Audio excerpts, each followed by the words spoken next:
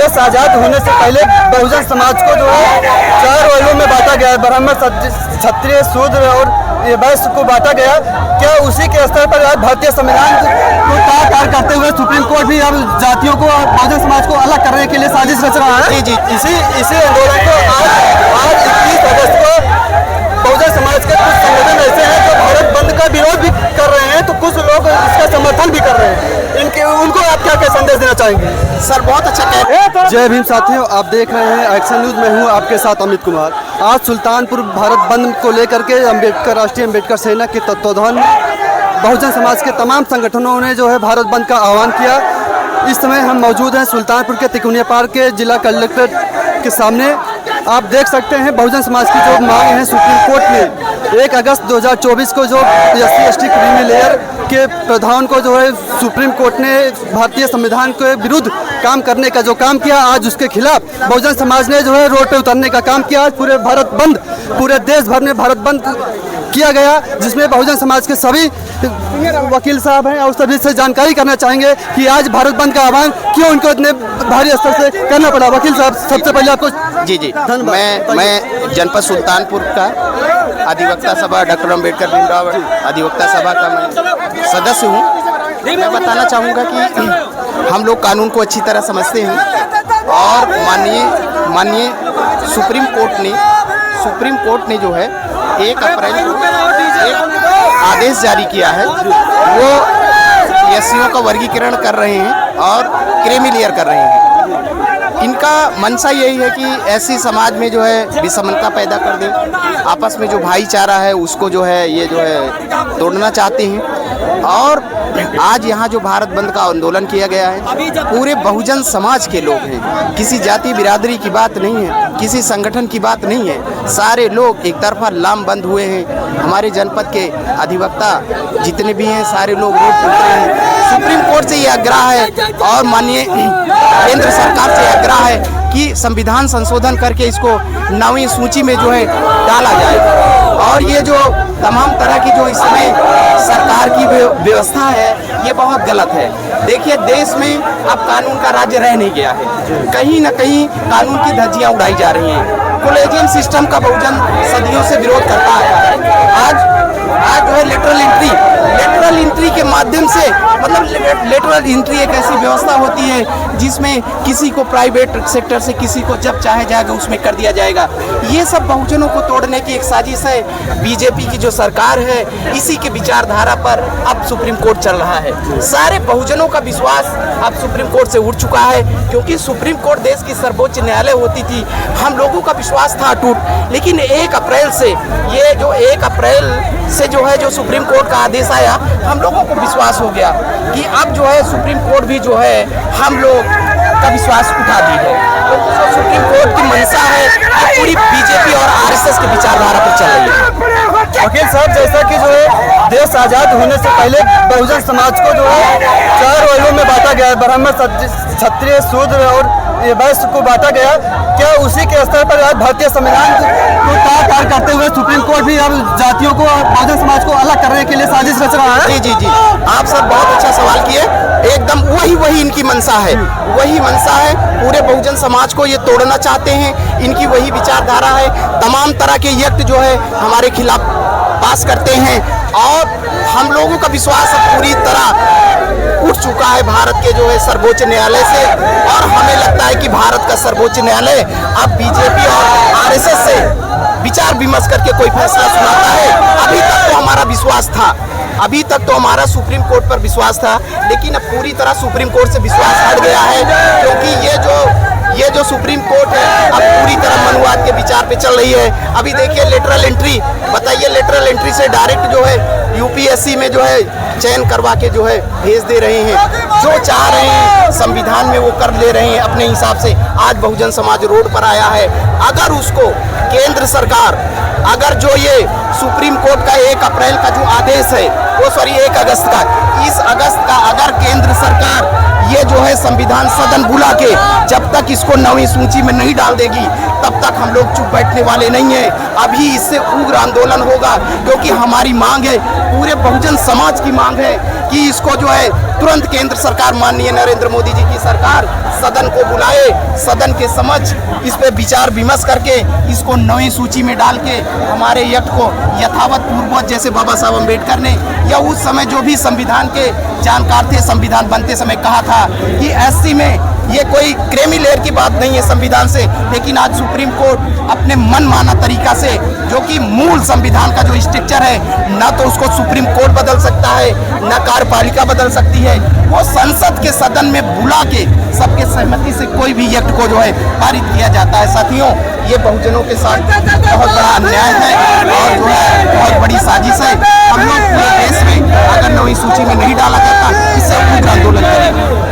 वकील साहब आपसे एक लास्ट सवाल है, जैसा कि भारतीय संविधान 2024 के चुनाव में भारतीय संविधान को जो इंडिया गठबंधन के तहत जो संविधान की बचाने की बात कर रहे थे, आज वो सब संविधान खतरे में पड़ा हुआ है, जिसको देखते हुए किसी पार्टी इंडिया गठबंधन किसी भी नेता ने आवाज तक नहीं उठाया। आप इनके बारे में क्या कहना चाहेंगे? जी हाँ, हमारे बहुजन समाज वोट लेने के लिए जो है केवल भारत का संविधान दिखाया गया और कहा गया कि हम भारत के संविधान की रक्षा करेंगे, और लेकिन आज वोट ले लिए लेकिन वो जो है खुल के फ्रंट पर नहीं आ रहे हैं। ये सब हमारे बहुजन समाज को कहीं न कहीं छलावा का काम किए हैं। इसका भी जवाब हम लोग राजनीतिक स्तर से देंगे।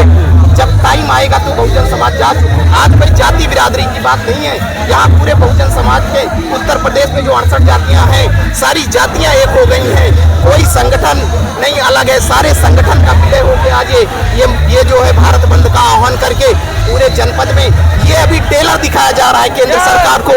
अगर नहीं सुधरती है केंद्र सरकार, सदन सदस्य मतलब सभी जो है क्या कहते हैं केंद्र सरकार सांसदों को बुला के सदन में इसको जो है संशोधन करके भारतीय संविधान के 9वीं अनुसूची में डाल दे, हम लोगों का कोई वैमनस नहीं है। इसी आंदोलन को आज 21 अगस्त को बहुजन समाज के कुछ संगठन ऐसे हैं जो भारत बंद का विरोध भी कर रहे हैं, तो कुछ लोग इसका समर्थन भी कर रहे हैं। उनको आप क्या संदेश देना चाहेंगे? सर बहुत अच्छा कह रहे हैं, एकदम सत्य है ये। वो जो है ना वो मनुवादी लोग हैं, वो देश और संविधान को भली बात जानते नहीं, संविधान को पढ़े नहीं है, और वो जो है उनको न तो इतनी समझ है, इसलिए वो मनुवादियों के चक्कर में वो चाह रहे हैं कि ये ठीक हो। एकदम नगण्य संख्या है, 1% भी नहीं कह सकते हम, 0.11% है, उससे हमें कोई फर्क पड़ने वाला नहीं है। भारत बंद में हमारे आपके बीच में कुछ महिलाएं भी जो है आई हुई हैं, जिससे हम इनसे जानना चाहेंगे। माता जी, आप कहाँ से आई हैं? हाजीपट्टी मौजा से। आप यहाँ क्यों आई हैं, किस लिए आई हैं? अपने हक लिए आए हैं। अपने हक के लिए आई हैं। हक अगर नहीं मिलेगा तो इसके लिए आप क्या कर सकती हैं? लड़ सकती हैं। लड़ सकती हैं। यही मर मिट जाए। अभी तो एक व्यक्ति विशेष उतरा है मंच पे। अभी अगर देखा जाए तो पूरे सभा से एक भी व्यक्ति नहीं आया है। जिस दिन हम लोगों के बीच में प्रत्येक व्यक्ति से अगर एक व्यक्ति आना शुरू कर दिया ना, पूरे परिवार से एक व्यक्ति आना शुरू हो गया ना, तो पूरा कोर्ट रोड पर आ जाएगी, समझ लीजिए। ठीक है, अभी तो ये संख्या तो दिख रही है, लेकिन जो साथी अपने घरों में है, ये आंदोलन में शामिल नहीं हुए हैं, उनको आप क्या संदेश देंगे? अगर इस बार अगर इस आंदोलन से अगर नहीं माने तो हम लोग एकदम व्यक्तिगत व्यवस्थित करेंगे, पूरा ठीक है, पूरा व्यवस्थित करने का प्रयास करेंगे। ठीक है, जिस दिन हमारे बच्चे और हमारे अभी तो हमारी थोड़ी सी टीम आई है, जिस दिन हमारी पूरी टीम आई ना, उस दिन पूरा सुल्तानपुर नहीं, मैं पूरे भारतवर्ष को दिखा दूंगा कि हम भारतवर्ष के, ठीक है, हम बाबा साहब अम्बेडकर के वंशज हैं, माननीय कांसीराम के वंशज हैं। ठीक है, ये सब साधारण बातें नहीं है। संविधान के ऊपर चाहे जो भी उंगली उठाएगी। हमारे जो है मीडिया टीम से एक निवेदन है कि हमारे जो समाज के जितने संघर्ष हैं, ये मीडिया का दोगलापंथी हो गया, हमारे समाज के संघर्षों को दिखाने का काम नहीं कर रही है। हमारे पार्टी का हर एक युवा, हर एक नागरिक हमेशा रोड पे है और हम हमेशा रोड पे रहेंगे। और जब तक ये सुप्रीम कोर्ट जो आदेश दिया है हमारे आरक्षण के जो खिलाफ बात कर रही है, इस आरक्षण के खिलाफ जाके उसको जो है अपना आदेश वापस लेना पड़ेगा। और हम युवा हमेशा के लिए संगठित थे, और जो लोग घर से बाहर नहीं निकले हैं उन घर को हम हम एक एक करके घर से बाहर निकालने का प्रयास करेंगे और बहन कुमारी मायावती को आने वाले चुनाव का सत्ता में हम बैठाने का काम करेंगे। ये आप बहुजन समाज पार्टी को सत्ता में बैठाने की बात कर रहे हैं 2024 के लोकसभा चुनाव में, जैसा कि अभी आपने कहा माननीय बहन जी को आप जो है सत्ता में बैठाने का काम करेंगे। 2024 के चुनाव में इंडिया गठबंधन के जितने भी प्रत्याशी या जो भी इस गठबंधन में शामिल हुए हैं, उन्होंने भारतीय संविधान को खतरे में बता करके बहुजन समाज पार्टी के वोटर को अपने तरफ लेने का काम किया। गठबंधन तो आज उस समाज को बहुजन समाज पार्टी के जो वोटर थे उनको आप क्या संदेश देंगे? जो जिनको वोट दिए वो लोग आज उस समय आरक्षण बचाओ विरोधी का आरक्षण बचाओ जो है समाजवादी पार्टी ने हमारे वोटर को गुमराह किया और हमारे गुमराह करने का काम किया। और आज जब जागरूक है, जब आरक्षण की बात आई माननीय अखिलेश यादव जी अपने मुंह को लाल कर लिए हैं, श्री राहुल गांधी जी अपने मुंह को लाल कर लिए हैं, जबकि हमारा सुप्रीम कोर्ट ने 1 अगस्त को दिखाकर फैसला आया हमारे परिवार को करने का काम किया और हमारा जिस एरिया का समय आया, जितना परिवार है, जितनी ग्राम सभा है, और जिस दिन एक व्यक्ति विशेष आना शुरू हो जाएगा ना, पूरा व्यवस्थित पूरा न्यायालय रोड पर आ जाएगा। नरेंद्र मोदी की औकात छोड़ दीजिए, ठीक है? हम सरकार को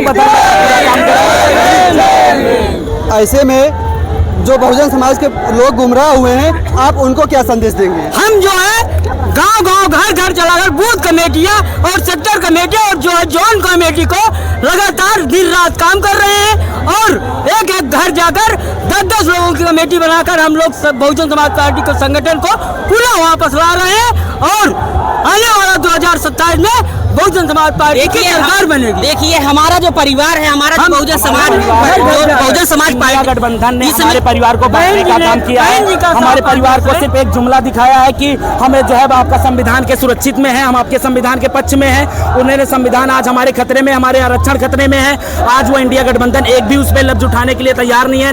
न राहुल गांधी जी, न जो है माननीय अखिलेश जी इस पे बात नहीं कर रहे हैं। इससे पूरी जनता पूरा बहुत नाखुश है।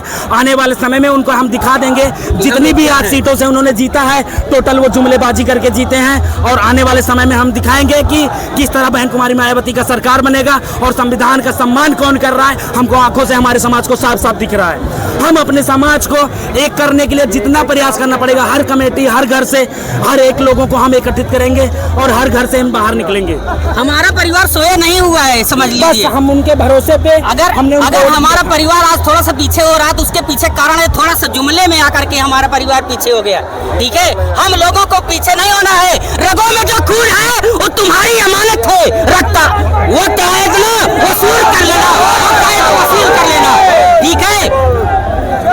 जी आप क्या कहना चाहते हैं? बहुजन समाज पार्टी इस समय बहुत साइलेंटता से अपना काम कर रही है और जो जोन में बांटकर हर विधानसभा को जोन में बांटकर जो है 5-5 सेक्टर कमेटियों को 5-5 जो है सेक्टर कमेटियों में एक जोन कोऑर्डिनेटर बनाया गया है, एक जोन कोऑर्डिनेटर बनाया गया है और सेक्टर जोन के लोग इस समय काम कर रहे हैं।